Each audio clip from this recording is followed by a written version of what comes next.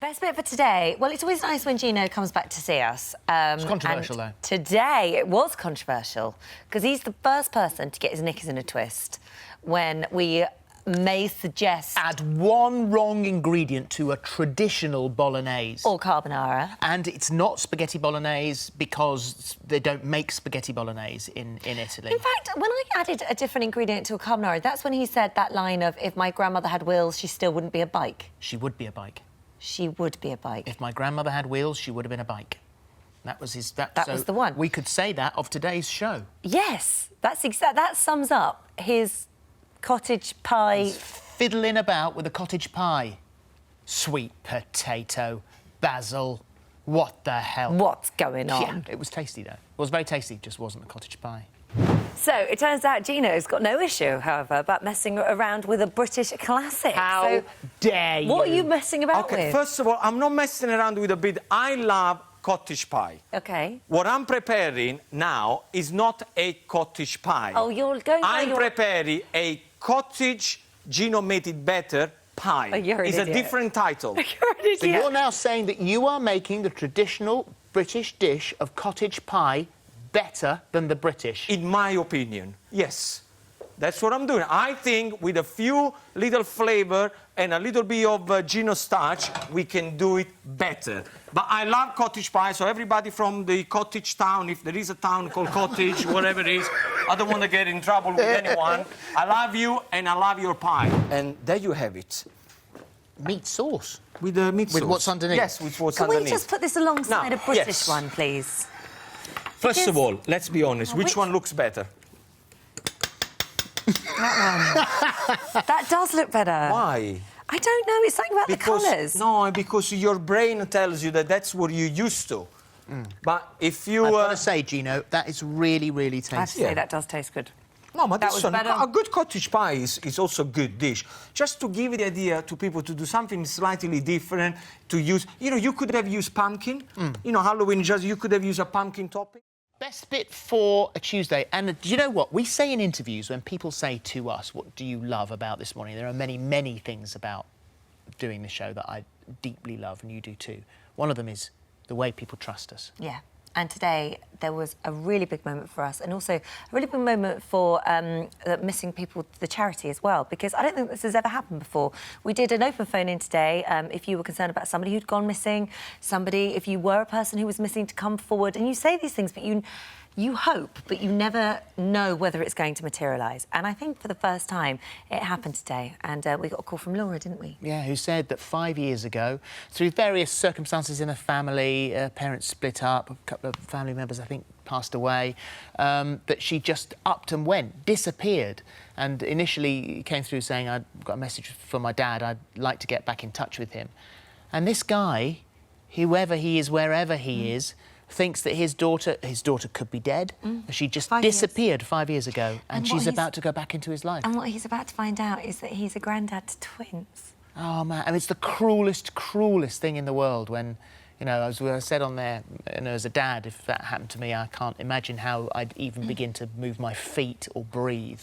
But how incredible that moment is about to happen, because she says she's going to get back in touch with him. So if you are looking at this, and if you are watching this somewhere on the internet, and somebody somewhere doesn't know where you are, then just take a leaf out of today's book. You don't have to give up your whole location. You have to tell them exactly where you are. It doesn't have to go back to what it was before.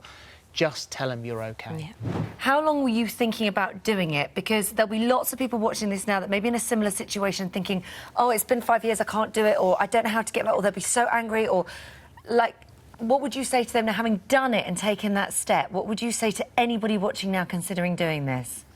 Just do it. Do it. Get it over and done with. I don't think anyone's going to hate you.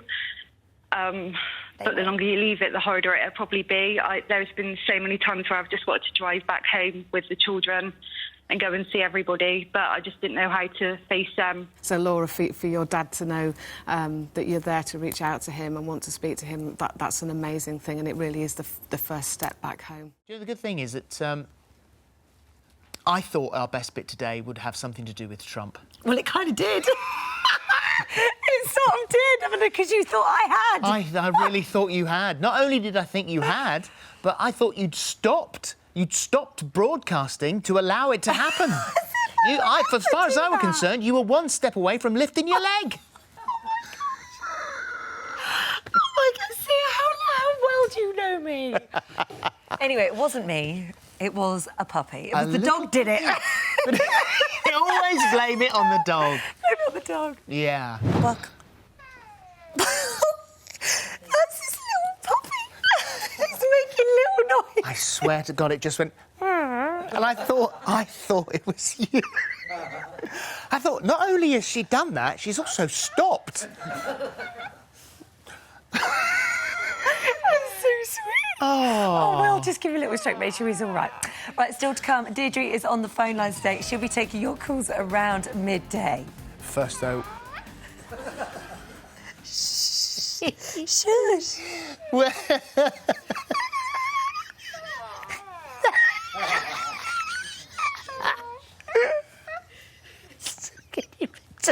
Turn it off. How did you turn it off? I don't know. All right, we've got 46 days to go until Christmas. What will your children be writing? On that list to Santa to help give you a head start. We've got the spies at the Toy Retailers Association have been poking around Santa's grotto and released the top 12. We haven't got time to do them now. Best bit for a Thursday. There's a big gap in between us. I know. It's like the normal gap that there is between us. I know. Yesterday I got very close to you out of sheer fear. Yesterday? Did I say yesterday? Yesterday I got felt very like I've blocked it out of my head from Oh, my today. God, you really have. You shut it right out your head. Shut it out. I need to be speaking. It was an hour ago. I know. Well, it was... What was it saying? Penny the pig, the most pampered pig in Britain, who came in and sat on our sofa. But just before we went to, they picked Penny up, and Penny let out this almighty, like, squeal, and I just thought, she's going to eat me. So she was practically on my lap, so sitting like this, and she turned around to look at me and she had tears in her eyes. I know. She frightened you, didn't she? I panicked, which is... You get frightened of the pig. I got scared of the pig, which is exactly why I can never do anything like I'm a Celebrity Get Me Out there with any sort of animals or anything, because even when they're telling me she's friendly, I can't deal with it. And I did give her chew bone thing, though. You did, very well. And I moved closer. Yeah, you I'm did all right with eventually. her now. I just didn't like the squealy pig. No. I like squealy pig. Squealy pig. Squealy pig. To watch more exclusive YouTube videos, simply click here and subscribe. I promise you won't regret it.